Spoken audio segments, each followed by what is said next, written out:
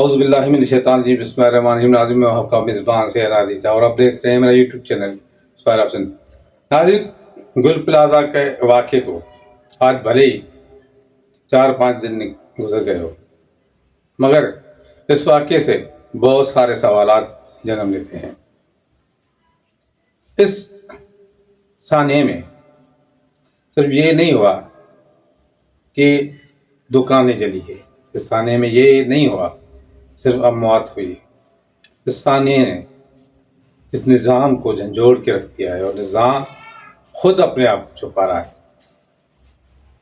ایک انٹرویو میں نظام والے کہہ رہے ہیں کہ گل پلازہ کی جو بلڈنگ تھی وہ تو تھی 3 مرحلہ، اس پہ اتنے لمبی بلڈنگ کھڑی کر دی اور ایگزٹ کیوں نہیں رکھا؟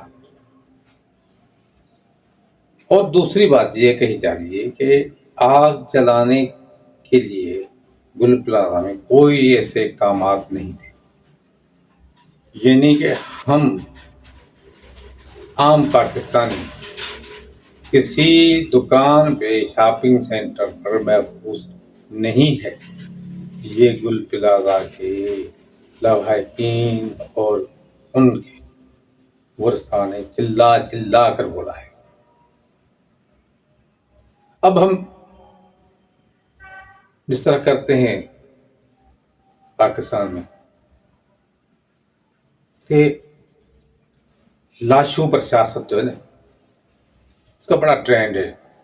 اب آپ دیکھیں گے ایسا ایسا سب نکلیں گے، وہ کہے گا فلاں نے کیا، وہ کہے گا فلاں نے کیا۔ جہاں فیکٹری میں لوگ جلا دیے جائے 400-500، اس کا نتیجہ کچھ نہ نکلے، بیان پہ بیان، بیان پہ بیان۔ گل پلازہ کا جو ہیرو ہے وہ تو اپنی جان گوا کر صرف اس لیے مر گیا، کسی اور کی جان بچانی تھی۔ اب میٹروپولیٹن سٹی میں آگ جلانے میں اتنی دیر اور ملبہ اٹھانے میں اتنی دیر، میں افسوس کرتا ہوں کہ ہم صرف لاشوں پہ سیاست نہیں، ہمارا وہاں پر کاروبار بھی چلے گا۔ ڈمپر آئیں گے، ڈمپر جو ہے کھڑے ہوں گے، ڈمپر میں جو کچرا پڑتا ہے وہ کچرا جو ہے آرام سے پڑے گا، پھر ان دکانوں کی نیلامی ہوگی، ان دکانوں کا قبضہ ہوگا اور اس قبضے میں شامل ہوں گے ہمارے وہ ستون جن کو ہم کہتے ہیں کہ یہ ہمارے قائدین ہیں۔ اللہ کی ذات گواہ ہے کہ ان مظلوموں کو اب جتنا بھی ستا رہے ہیں، جتنا بھی تنگ کر رہے ہیں، اب قطعی طور پر ان مظلوموں کے لیڈر نہیں بن سکتے۔ آپ سمجھتے ہیں کہ طاقت، دولت اور ریاست ہمارے پاس ہے، تو یہ آپ کی بھول ہے۔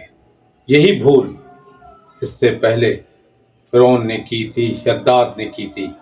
جو ان کا حشر ہوا ہے، آپ کا حشر بھی وہی ہوگا۔ اس ملک کو اور ڈوبنے سے بچانے کے لیے ایک عام آدمی کو اپنی پہچان خود بنانی پڑے گی۔ ایک عام آدمی کو قانون پر نگرانی اور قانون کی پامالی کے خلاف خود اٹھ کر کھڑا ہونا پڑے گا۔ اگر یہ نہیں ہوا تو یہ ایک گل پلازہ گل ہوا ہے، اور کتنی پلازہ گل پلازہ واقعی شہر کراچی میں صدر ایک جو بڑا ہی مصروف ترین علاقہ ہے، وہاں پر بلڈنگ بنی ہوئی تھی جہاں پر ضرورت کی ہر چیز ملتی تھی۔ آخری منزل پر بچوں کے کھلونے اور بستے ملتے تھے۔ گل پلازہ کی کہانی بھی عجیب و غریب ہے۔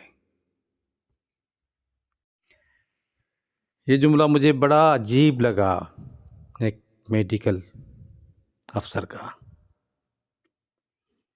وہ کہتا ہے کہ ہم نے مردہ خانے فعال کر دی کیا کراچی میں مردہ خانے پہلے فعال نہیں تھے؟ سوچنے کی بات ہے۔ بات صرف یہاں تک نہیں رکی۔ انہوں نے کہا کہ لاشیں پہچاننے کے لیے جو بھی قریب عزیز رشتہ دار ہیں وہ اپنے ڈی این اے ٹیسٹ کروائیں۔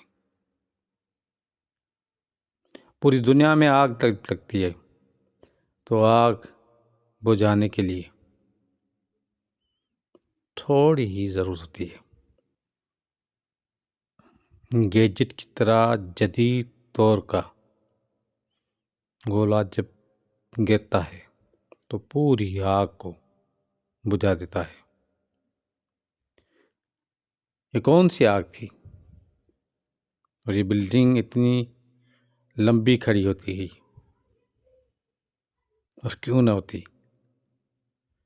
گل پلازا کے ہر دکان سے مینول پرچی کے نام پر 750 روپے روز لیے جاتے تھے۔ یہ بھتہ خوری ان غریبوں اور مسکینوں سے کی گئی جن کا کوئی قصور نہیں تھا۔ اسی سال میں اجازت پھر ملیں گے، کسی اور بھی علاقے میں۔ اپنا بہت خیال رکھیے گا۔ پاکستان زندہ باد۔